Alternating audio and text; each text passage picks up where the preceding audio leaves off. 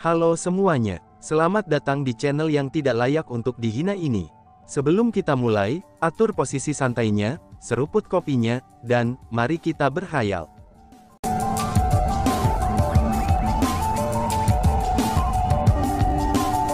Melanjutkan cerita sebelumnya, kecepatan di mana Chu Feng bepergian sangatlah cepat.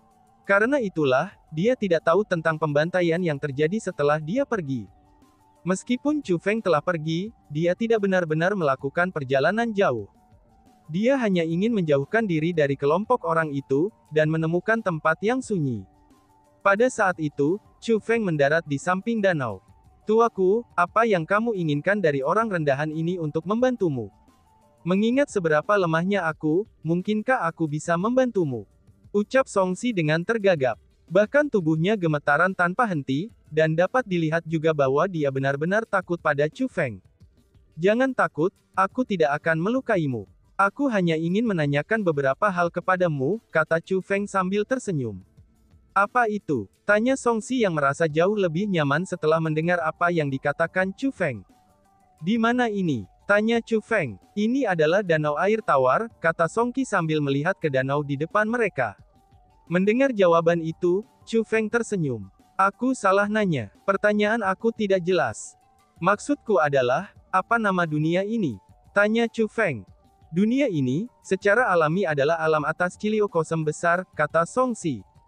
"Alam atas Ciliokosem besar? Kamu mengatakan bahwa ini adalah alam atas Ciliokosem besar?" seru Chu Feng yang mengungkapkan ekspresi terkejut setelah mendengar kata-kata itu. "Tempat ini secara alami adalah alam atas Ciliokosem besar. Tuanku, mungkinkah kamu bukan dari Great Ciliokosem Upper Realm?" tanya Songxi yang juga sangat terkejut. Chu Feng terkejut pada kenyataannya bahwa dia benar-benar berhasil memasuki alam atas Ciliokosem besar setelah nyasar. Sedangkan untuk Songxi, dia terkejut bahwa sebenarnya ada seseorang yang tidak tahu tempat ini adalah alam atas Ciliokosem besar. "Aku memang bukan dari sini. Pernahkah kamu mendengar tentang 100 alam biasa refinements?" tanya Chu Feng. "Alam biasa 100 perbaikan, aku pernah mendengarnya sebelumnya. Itu adalah salah satu dari banyak alam biasa di bawah administrasi Great Ciliokosem Upper Realm. Tuanku, kamu tidak mungkin datang dari 100 Refinements Ordinary Realm kan?" tanya Songxi. Memikirkan hal ini, Songxi membuka mulutnya dengan kaget. Di mata orang-orang di alam atas Ciliokosem besar, orang-orang dari alam biasa semuanya lemah. Mereka hanyalah eksistensi yang mirip dengan sampah. Bahkan seseorang seperti Songxi, seseorang yang berdiri di bawah hierarki Great Ciliokosem Upper Realm, dia saja memandang rendah orang-orang dari alam biasa. Ini semacam diskriminasi regional. Itu mirip dengan bagaimana sebagian besar orang memandang rendah pengemis, dan merasa diri mereka lebih unggul daripada pengemis karena mereka lebih baik. Ini adalah sifat manusia. Namun jika Chu Feng benar-benar dari 100 Refinements Ordinary Realm, Chu Feng akan lebih dari cukup untuk menggulingkan pemahaman Songxi terhadap 100 Refinements Ordinary Realm. Lagi pula, kekuatan Chu Feng jauh lebih unggul dari Songxi. "Itu benar sekali." Chu Feng mengangguk. "Oh surga, sebenarnya ada para ahli sekuat kamu di alam biasa." Songxi tersentak kagum. Namun seketika, ekspresi Songxi segera berubah sangat besar. Dia tiba-tiba teringat bahwa seseorang pernah mengatakan kepadanya, bahwa orang-orang dari alam atas tidak diizinkan untuk memasuki alam biasa, sedangkan orang-orang dari alam biasa akan memerlukan kualifikasi tertentu untuk memasuki alam atas. Adapun kualifikasi ini, itu adalah bahwa mereka harus memiliki tingkat kultivasi abadi sejati. "Tuanku, mungkinkah kamu seorang ahli tingkat immortal sejati?" tanua Songxi. Setelah mengingat itu, mata Songxi mulai bersinar. Meskipun ada banyak ahli tingkat abadi sejati di alam atas Ciliokosem besar, tetap saja bahwa orang-orang seperti Songxi belum pernah berbicara dengan ahli tingkat abadi sejati sebelumnya. Dengan kata lain, tidak peduli seberapa lemahnya seorang ahli tingkat immortal sejati itu, mereka pasti tidak akan bisa melihat orang seperti Songxi di matanya. Jadi bagi orang-orang seperti Songxi, para ahli tingkat abadi sejati ada di atasnya. Mereka adalah makhluk ilahi yang bahkan tidak bisa dia sentuh. "Aku baru saja menjadi abadi sejati, dan aku hanya peringkat 1 immortal sejati," kata Chu Feng sambil tersenyum.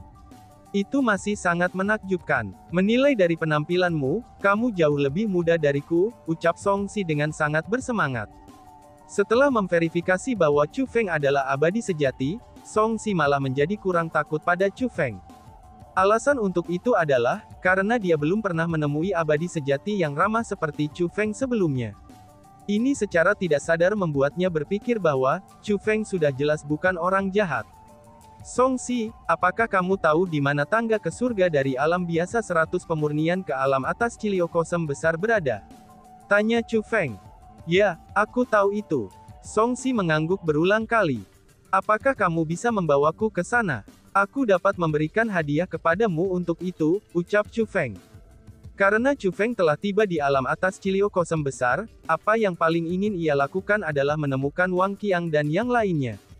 Karena itulah, ia harus melanjutkan ke sana secepat mungkin. Dia harus menemukan Wang Qiang dan yang lainnya sesegera mungkin. Namun sayangnya, Chu Feng tidak tahu bahwa setelah dia tersedot ke pusaran cahaya, Wang Qiang dan yang lainnya juga mengalami nasib yang sama. Tidak ada satupun dari mereka yang berhasil tiba di Great Cilio Kosem Upper Realm melalui cara normal. Keberadaan Wang Qiang, Zhao Hong, Ying Mingchao dan Zi Sunyi, mereka semua tidak diketahui. Oh tentu saja, namun kamu tidak perlu memberikan kompensasi sama sekali kepadaku, ucap Song Si. Song Si merasa sangat tersanjung ketika mengucapkan kata-kata itu. Dia merasa bahwa itu benar-benar suatu kehormatan bagi seseorang sepertinya, yang bisa berguna bagi ahli tingkat immortal sejati. Kemudian, Chu Feng menyuruh Song Si memimpin untuknya, dan mulai melanjutkan langsung menuju Stairway to Heaven dari alam biasa 100 pemurnian ke alam atas Cilio Kosem besar. Itu sama sekali bukan perjalanan yang dekat, dan untungnya ada formasi teleportasi yang mampu mengarahkan mereka langsung ke sana. Selain itu, formasi teleportasi Great Cilio Kosem Upper Realm jauh lebih kuat, daripada formasi teleportasi 100 Refinement Ordinary Realm. Dengan demikian, kecepatan di mana Chu Feng diteleportasikan dengan sangat cepat. Ini sangat mengurangi jumlah waktu yang diperlukan Chu Feng dan Song Si untuk mencapai tujuan mereka. Dalam perjalanan ke sana, Chu Feng mengobrol dengan Song Si sepanjang waktu. Melalui percakapan mereka, Chu Feng memperoleh pemahaman kasar tentang keadaan umum urusan di alam atas Cilio Kosem besar. Seperti yang diharapkan, Great Cilio Kosem Upper Realm adalah dunia yang sangat luas. Ukurannya lebih dari 1000 kali dari alam biasa 100 perbaikan. Jika bukan karena fakta bahwa formasi teleportasi tersebar di seluruh alam atas Cilio Kosem besar, itu akan sangat sulit bagi para ahli alam atas Cilio Kosem besar untuk bepergian. Satu hal yang layak disebutkan adalah, bahwa setengah dari alam atas Cilio Kosem besar berada di bawah kendali klan Surgawi Chu. Bagi orang-orang dari alam atas Cilio Kosem besar, wilayah klan Surgawi Chu bisa dikatakan sebagai daerah terlarang. Maka dari itu, praktis tidak ada yang berani menginjakkan kaki ke wilayah mereka. Dengan kata lain, terlepas dari orang-orang dari klan Surgawi Chu, orang-orang lain dari alam atas Cilio Kosem besar hanya dapat bergerak di setengah wilayah dari alam atas Cilio Kosem besar. Ini juga berfungsi untuk menunjukkan seberapa menindasnya klan Surgawi itu, serta seberapa tinggi status yang mereka pegang. Dari hal-hal yang dikatakan Song Si padanya, Chu Feng bisa merasakan bahwa penghormatan yang dipegang Song Si terhadap Chu Heavenly Clan, itu hanya mirip dengan yang dimiliki manusia terhadap dewa. Itu semacam penghormatan dari lubuk hati seseorang, dan dia pasti tidak berpura-pura. Tampaknya klanmu telah mengelola tanah ini dengan sangat baik, dan juga tidak ada yang berani menentang mereka. Mereka benar-benar penguasa wilayah ini, kata si ratu dengan senyum berseri-seri di wajahnya. Itu bukan klanku. Chu Feng mengoreksi si ratu. Segera setelah itu, dia menambahkan. Namun, aku harus mengakui bahwa cara Chu Heavenly Clan untuk melakukan sesuatu cukup hebat, tambahnya. Tapi bagi mereka untuk memiliki sarana semacam ini, sepertinya itu tidak baik untukmu, kata si ratu. Bahkan jika mereka memiliki kekuatan sebanyak ini dan alat kontrol, suatu hari nanti aku masih harus mendapatkan ketua klan mereka di hadapan ayah dan aku, dan menyuruhnya meminta maaf kepada kami. Bukan hanya ketua klan mereka saja. Aku juga akan meminta semua orang yang memukul kami ketika kami turun saat itu, untuk meminta maaf kepada kami bersama-sama, ucap Chu Feng yang sangat serius ketika mengucapkan kata-kata ini. Meskipun Chu Feng hanya bayi ketika semua itu terjadi dan dia tidak ingat apa-apa sama sekali, tapi dia bisa membayangkan situasi saat itu dari narasi yang diberikan ayahnya. Selain itu, ia bisa merasakan penghinaan yang ia dan ayahnya terima saat itu. Dia harus menghapus penghinaan itu. Hahaha, jika orang-orang dari alam atas Ciliokosem besar ingin mendengar apa yang kamu katakan, maka mereka pasti akan berpikir kamu gila. Namun, justru kepercayaan dirimu yang disukai ratu ini, kata si ratu dengan senyum berseri-seri. Songxi, terlepas dari Chu Heavenly Clan, kekuatan besar apa lagi yang ada di alam atas Ciliokosem besar ini? Chu Feng berbalik untuk bertanya Songxi. Ada banyak kekuatan di alam atas Ciliokosem besar. Namun jika kita mengabaikan Chu Heavenly Clan, maka hanya ada 4 kekuatan yang bisa dikatakan benar-benar kuat, kata Songxi. Hanya 4, tanya Chu Feng. Mereka adalah Tanah Suci Starfall, Lembah Surgawi, Istana Kekaisaran Dao, dan Aula Sekte Hantu, jawabnya. Ghost Sect Hall, hati Chu Feng bergerak setelah mendengar nama itu. Chu Feng telah mendengar tentang Ghost Sekte Hall kembali, itu ketika dia berada di alam biasa 100 perbaikan. Chu Bore secara pribadi memberitahukannya, bahwa dia telah menemukan individu misterius di Ghost Sect Hall. Dari individu misterius itulah, Chu Bore membeli gulungan yang berisikan informasi tentang cara menemukan dan membuka segel Raja Jahat Ginseng. Meskipun gerakan telah muncul dalam hati Chu Feng, tapi dia tidak mengungkapkannya. Sebagai gantinya, dengan ekspresi yang sangat tenang dia bertanya.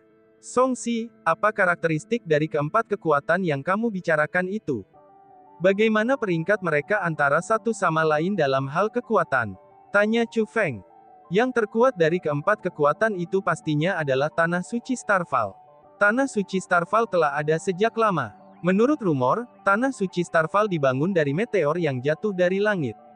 Meteor besar itu mengandung kekuatan yang luar biasa. Mereka juga memiliki bantuan yang sangat besar di jalur kultivasi bela diri. Dan itulah mengapa Tanah Suci Starfall menjadi sangat kuat. Tentu saja terlepas dari seberapa kuat Tanah Suci Starfall itu, mereka tidak akan mampu menandingi Chu Heavenly Clan.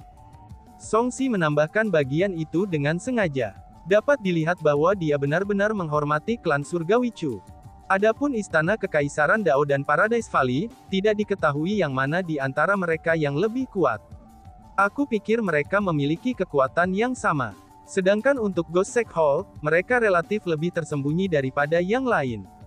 Yang aku tahu adalah, mereka memiliki pengaruh besar dan sangat kuat. Namun aku berpikir bahwa, jika dibandingkan dengan Dao Imperial Palace dan Paradise Valley, mereka relatif lebih lemah. Paling tidak, mereka memiliki anggota yang lebih sedikit dibandingkan dengan Dao Imperial Palace dan Paradise Valley, kata Songxi. Kamu mengatakan bahwa Ghost Sect Hall agak tersembunyi, apakah ada alasan untuk itu? Tanya Chu Feng. Kekuatan lain semuanya akan secara luas menerima murid baru setiap tahun. Meskipun persyaratan mereka untuk murid baru sangat ketat, dan mereka hanya akan menerima murid yang memiliki bakat luar biasa, dan setidaknya secara terbuka akan menerima murid. Namun tidak pernah ada yang melihat Sekte Aula Hantu menerima murid baru, dan mereka selalu memilih murid baru dengan cara mereka sendiri. Selanjutnya, Sekte Aula Hantu tidak memiliki kekuatan tambahan. Konon, mereka memiliki kekayaan yang sangat besar. Bahkan ada desas-desus yang mengatakan bahwa kekayaan Sekte Aula Hantu lebih lemah dari Starfall Holy Land, tapi lebih tinggi dari Paradise Valley dan Dao Imperial Palace, kata Songxi. Karena mereka tidak memiliki kekuatan tambahan, mereka tidak memiliki siapapun untuk membayar upeti kepada mereka. Dengan demikian, bagaimana mereka bisa mendapatkan kekayaan yang begitu besar? Tanya Chu Feng. Secara umum, semua kekuatan besar itu akan memiliki kekuatan tambahan di bawah mereka. Sebagai imbalan atas perlindungan dari kekuatan utama, kekuatan cabang akan membayar upeti kepada kekuatan utama yang mereka miliki dengan harta setiap tahun. Dan uni bisa dikatakan sebagai bentuk transaksi. Karena Ghost Hall Sect tidak memiliki kekuatan tambahan, ini berarti mereka tidak boleh menerima upeti. Dalam hal ini, kekayaan mereka seharusnya relatif lemah. Menurut rumor, mereka melakukan semacam bisnis. Adapun jenis bisnis apa yang mereka lakukan, tidak ada bangsawan seperti aku yang tidak memiliki petunjuk. Lagi pula, semua orang yang mampu berhubungan dengan Ghost Sect Hall mereka adalah karakter besar. Itulah sebabnya, jika dibandingkan dengan kekuatan utama lainnya, Ghost Shack Hall relatif tersembunyi dan tertutup, kata Song Si. Oh, jadi begitu, ucap Chu Feng yang punya ide kasar tentang Ghost Shack Hall sekarang. Dia merasa bahwa bisnis yang mereka lakukan, itu jelas-jelas bukan bisnis biasa. Selain itu, hanya saja faktanya bahwa Ghost Shack Hall mampu memberikan gulir yang berisikan informasi tentang Raja Ginseng jahat kepada Chu Bore, dan Chu Feng pun tahu bahwa Ghost Shack Hall pasti memiliki kekuatan yang luar biasa. Paling tidak, dari 4 kekuatan yang disebutkan Song Si, sekarang Chu Feng paling tertarik dengan Ghost Shack Hall. Setelah itu, Chu Feng tiba di Stairway to Heaven yang terhubung ke 100 Refinements Realm. Stairway to Heaven ini dikendalikan oleh Chu Heavenly Clan. Jadi, Chu Feng harus melalui tikungan dan belokan untuk mendapatkan informasi. Untungnya, Chu Feng berhasil mendapatkan informasi yang dia inginkan.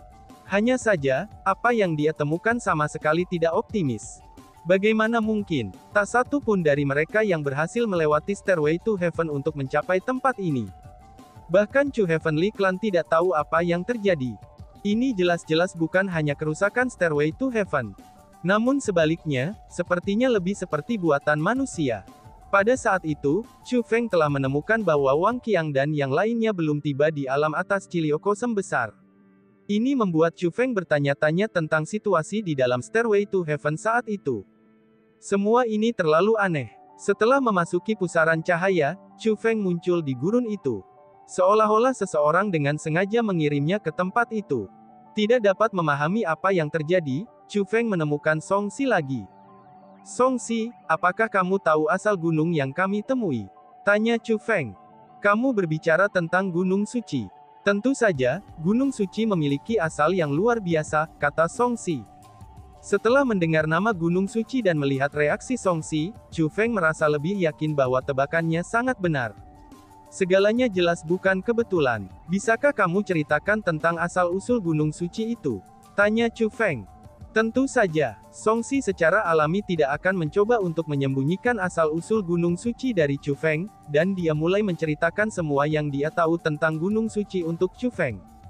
Gunung Suci ini benar-benar memiliki asal-usul yang agung. Selain itu, gunung itu sudah muncul sejak lama.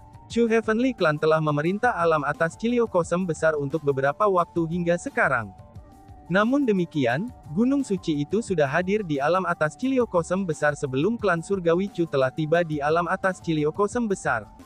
Sebelum Gunung Suci muncul, ada genangan air yang luas di lokasi Gunung Suci. Tiba-tiba saja, ombak mulai melonjak dan menghantam ke segala arah.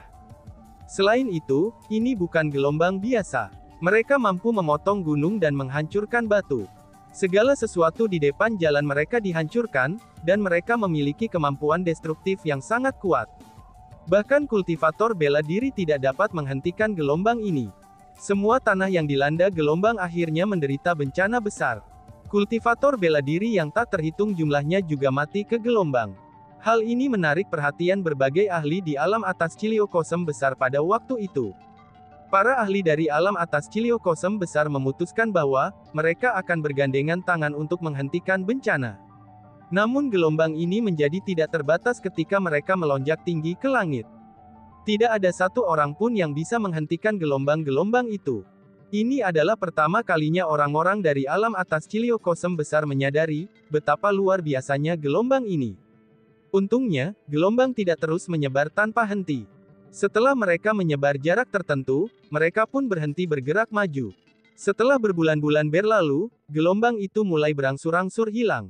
Namun anehnya, gelombang yang hilang itu tidak kembali ke lautan luas. Tapi sebaliknya, mereka terbang ke lokasi lain. Alasan untuk itu adalah, karena sebuah gunung besar telah muncul di tempat lautan berada. Gunung itu begitu luas, sehingga menutupi seluruh area di mana laut itu dulu berada.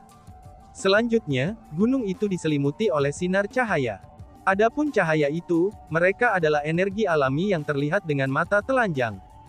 Tidak hanya gunung luas itu yang sangat kaya akan energi alami, tetapi orang-orang juga akan menjadi lebih cerdas ketika berlatih di dalamnya. Pada gilirannya, seseorang akan memiliki peluang tinggi untuk dapat meningkatkan kultivasinya. Energi alami yang ajaib segera menyebabkan gunung misterius ini yang tiba-tiba muncul, itu menjadi tempat suci untuk berkultivasi. Dengan demikian, gunung yang luas itu dipuji sebagai gunung suci. Namun sayangnya, energi alami yang terkandung di gunung suci itu tidak ada habis-habisnya. Ketika semakin banyak kultivator memasuki gunung suci untuk berlatih, energi alami yang terkandung dalam gunung suci mulai berkurang. Itu tidak lagi kaya dan intens seperti aslinya. Berbagai kekuatan di alam atas Ciliocosm besar pada saat itu, semuanya menemukan apa yang terjadi. Agar dapat meningkatkan jumlah waktu agar mereka bisa berlatih di Gunung Suci, mereka pun mulai mengusir kultivator bela diri yang lemah, dan membagi tanah Gunung Suci menjadi beberapa wilayah. Pada akhirnya, Gunung Suci itu terbelah dan dikendalikan oleh beberapa kekuatan hebat yang ada di alam atas Ciliocosm besar pada waktu itu. Adapun yang lainnya, mereka semua diusir dari Gunung Suci. Selain itu, jumlah energi alami di Gunung Suci masih terus berkurang karena orang terus berlatih di Gunung Suci. Seiring berlalunya waktu, jumlah energi alami yang terkandung di Gunung Suci semakin lemah. Akhirnya, jumlah energi alami di Gunung Suci menjadi identik dengan dunia luar. Itu tidak lagi kaya dan intens seperti di masa lalu. Namun karena Gunung Suci telah membawa para ahli yang tak terhitung jumlahnya, meskipun jumlah energi alami di Gunung Suci telah mencapai tingkat yang sama dengan tempat-tempat lain di alam atas Ciliocosm besar, dan orang-orang masih secara tidak sadar memilih pelatihan di Gunung Suci. Pada akhirnya, hal yang sangat aneh pun terjadi. Energi alami di Gunung Suci menjadi semakin lemah, dan itu benar-benar tumbuh jauh lebih rendah daripada semua tempat lain di alam atas Ciliocosm besar. Pada akhirnya, jumlah energi alami di Gunung Suci tumbuh lebih rendah daripada alam biasa. Kemudian, hal yang paling aneh pun terjadi. Lapisan kekuatan formasi spiritual menutupi Gunung Suci. Tidak hanya kekuatan formasi spiritual yang membatasi kultivasi seseorang, tetapi juga membuatnya sehingga seseorang tidak bisa terbang. Dengan situasi yang seperti itu, kekuatan-kekuatan yang telah menduduki Gunung Suci juga mulai menarik diri darinya. Gunung Suci sekali lagi kembali menjadi tempat di mana seseorang bisa datang dan pergi seperti yang diinginkan. Meskipun Gunung Suci tidak bisa dibandingkan dengan sebelumnya, dan bahkan bisa dikatakan buruk, tapi masih ada orang yang ingin masuk ke dalamnya. Setelah Gunung Suci dibuka untuk umum lagi, banyak ahli yang datang mencari ketenarannya. Para ahli itu mulai mengalir ke Gunung Suci. Namun tepat pada saat itu, sesuatu yang menakutkan segera terjadi. Lara kultivator bela diri mulai mati di Gunung Suci. Selanjutnya, cara kematian mereka juga sangat menakutkan. Mereka yang mati tampak seolah-olah daging dan darah mereka telah dihisap hingga kering. Tidak ada tanda-tanda kehidupan bagi mereka sama sekali, dan bahkan energi sumber mereka tersedot kering. Awalnya, orang mengira itu disebabkan oleh manusia. Karena itulah, mereka bertekad untuk menangkap pelakunya. Namun secara bertahap, mereka menemukan bahwa bukan itu masalahnya. Bahkan beberapa ahli yang kuat dan terkenal menderita nasib yang sama. Dengan situasi seperti itu, kerumunan menjadi khawatir, dan mulai menarik diri dari Gunung Suci. Setelah itu, ada orang-orang yang menolak untuk percaya pada bahaya Gunung Suci yang akhirnya menginjakkan kakinya di sana. Meskipun tidak semua orang pasti akan mati saat menginjakkan kaki di sana, tapi akan selalu ada orang-orang yang akhirnya menemui kematiannya. Selanjutnya, karena Gunung Suci sudah lama sekali benar-benar berbeda dari sebelumnya, dan pelatihan di Gunung Suci akan sangat memperlambat pertumbuhan kultivasi seseorang alih-alih meningkatkannya, maka saat itu Gunung Suci menjadi daerah terlarang seiring berjalannya waktu. Sangat sedikit orang yang mau memasuki Gunung Suci sekarang. Seiring waktu terus mengalir, hari-hari kemuliaan Gunung Suci pun dilupakan. Saat ini, tidak ada yang menganggap tinggi Gunung Suci, ucap Songxi. Songxi, apakah yang kamu katakan itu adalah sebuah legenda, ataukah mereka benar-benar nyata? Tanya Chu Feng. Meskipun itu adalah hal-hal yang terjadi sangat lama, dan hal-hal mengenai Gunung Suci bukanlah legenda, itu benar-benar terjadi. Tuan Chu Feng, kamu harus percaya padaku dalam hal ini. Meskipun aku, Songxi, memiliki tingkat kultivasi yang lemah, tapi aku menyukai tempat-tempat seperti itu. Jadi, aku telah membuat pertanyaan tentang Gunung Suci sebelumnya, dan tidak akan ada kesalahan.